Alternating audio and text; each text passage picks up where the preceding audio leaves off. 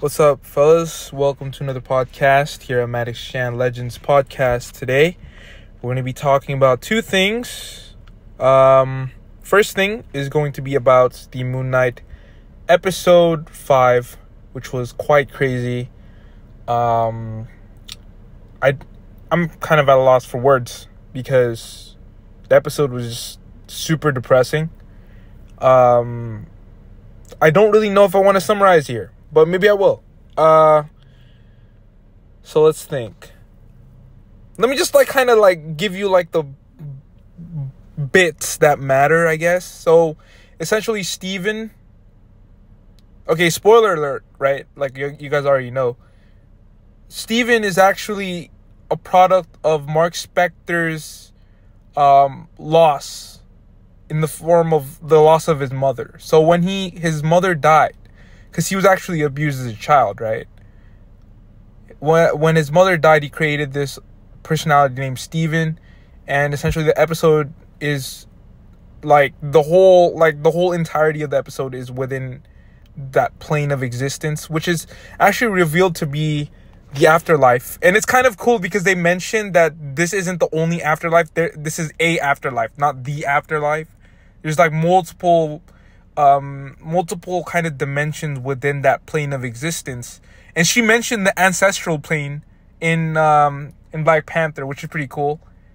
And yeah, so it was just a whole mind trip. Think WandaVision, the last episode before the last episode. I think it was episode 9, where she kind of went back in time and saw all of her past and all that stuff. That's what this episode was, but it wasn't really for Mark, because Mark already knew this. Mark already knew this stuff because Mark's kind of from my knowledge at least, Mark's the main guy. He's the one who lived the childhood, who lived through the childhood trauma of being abused by his mom, because his dad actually died because they went okay, I didn't really get to watch certain bits and pieces, but I'm basically telling you what I know. I think his dad died trying to save him or something like that, or his dad died because so essentially his dad died because of him, or his mom blames him for his father's death and something like that.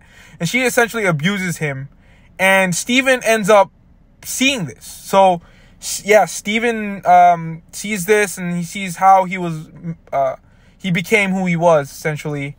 And we also see how Mark became Moon Knight. That cool scene of Khonshu just giving him his words, okay, I'm gonna if I give you my power, will you be the fist of Khonshu? And he's like, yes. And we see this whole transformation fully realized, essentially, because I guess the camera's much closer now. We get to see all the bits and pieces of the transformation. It's pretty cool.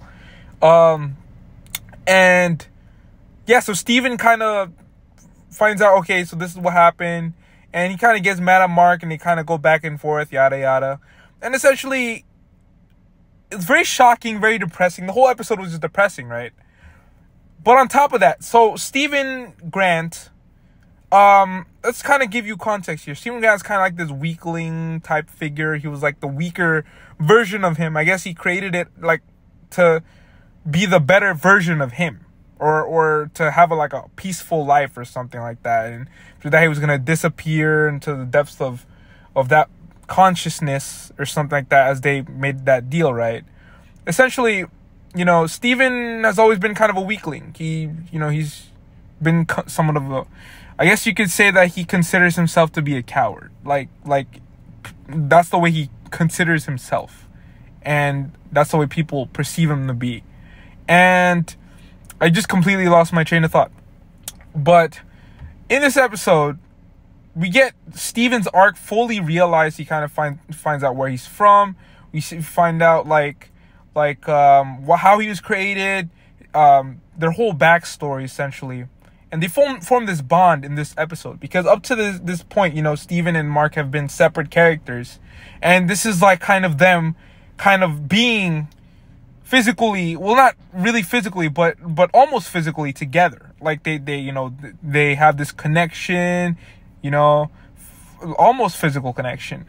And, Steven's been built up to be this main character. He was essentially, it was in the first episode, they kind of built them up to be like this main guy. Like Mark's kind of this side character.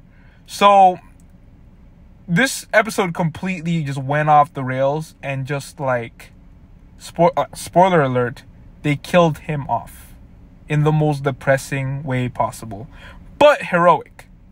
Like, he went out fighting, okay? So essentially they go out of that ward, that psych ward, and they discover that there's a life beyond that portion of that plane, right? And they're actually on a boat, and essentially the hippopotamus Dee takes out both of their hearts, and the scales are unbalanced, and they need to go on this quest to balance things. And essentially the crazy thing is, so like there are like these shadowy figures. I forgot what they were actually like, you know, where they came from, but they were attacking Steven. I mean, they were attacking Mark, and Mark was about to fall. Like think of this. Like, if you fall into the sands, like into that pit of sand, you're as good as dead. Like, straight up. Like, you hit it, couple of seconds, you just turn into, you know, you just turn into dust. Not dust, but you turn into stone. Like, you're dead.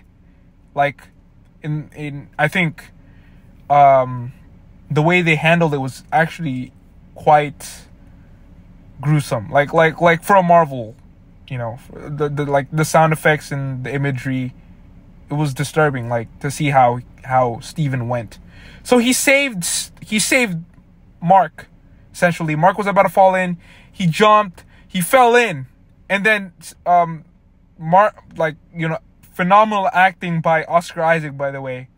He was just like trying to like tell the hippo lady to stop the boat, and then essentially, you know, we see that it's too late. Steven's gone. Steven, like, essentially, you see how his body just turns lifeless, and it's quite sad, I think. So yeah, that's a very depressing ending to a very depressing episode.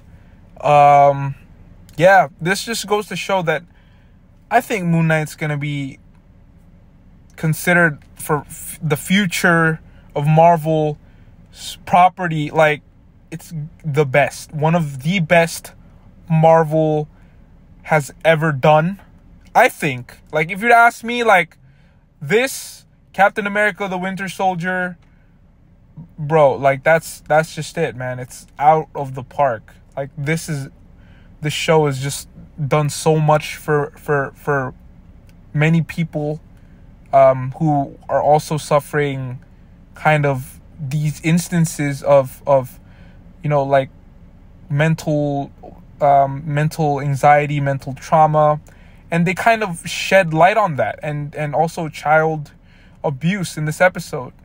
They're just getting into like these really touchy topics, but they're going about it in, I think, the best way possible while doing it justice. You know, it's serving the narrative. It's a refreshing change of pace for Marvel, and I really love what they've done, and I'm super excited to see the last episode. Marvel, please don't disappoint. All of your Disney Plus shows have kind of been very underwhelming. So let's okay. Hawkeye, I don't even remember how that show ended. Okay, Hawkeye, so that's definitely in the trash bin for me. Loki, I guess Loki was decent, but, you know, episode 5 shouldn't be, like, I know it's the climax, dude, but the climax should be in the last episode. Come on, episode 5 should not be bigger than episode 6, okay? Falcon and the Winter Soldier, that whole show was just trash to me. I'm sorry. There's just something about it. The villain wasn't that good. It didn't hit it for me. Like, they were comparing it to the Winter Soldier. Dude, the Winter Soldier was like heaps better than that. I'm not even gonna get into that. I think WandaVision might have been the best finale, though, actually. Like, of those 4, Moon Knight knocks it out. I mean, if Moon Knight, you know, hopefully Moon Knight does, but so far, WandaVision has had the best ending. the arc with White Vision was kind of okay. I get it, you know, trying to outsmart the you know, yourself, outsmarting yourself if, you know, yourself was like controlled by an evil mastermind or whatever. I guess that was okay. But yeah, like historically, Disney Plus Marvel shows haven't really done well. And you know, even outside of that, you know, like the other Disney shows, I'm not even gonna get into that, but other Disney shows as well, Disney Plus shows, you know, haven't been the best. But essentially, yeah, this is the best Disney Plus show I've ever seen so far. I haven't seen The Mandalorian. I haven't seen the Book of Boba Fett. Yeah, like I tried getting into that show, but it was like I'm a Star Wars guy, but not that much of a Star Wars guy. Like I actually I enjoyed watching movies. I think I started watching with Revenge of the Sith. That was like my first, and then I got into like the oldies, you know, the Return of the Jedi and all that. I really like those movies. But yeah, so yeah, dude, like Moon Knight episode 5 was just like chef's kiss, bro. Like it was awesome. I really hope that they do it justice.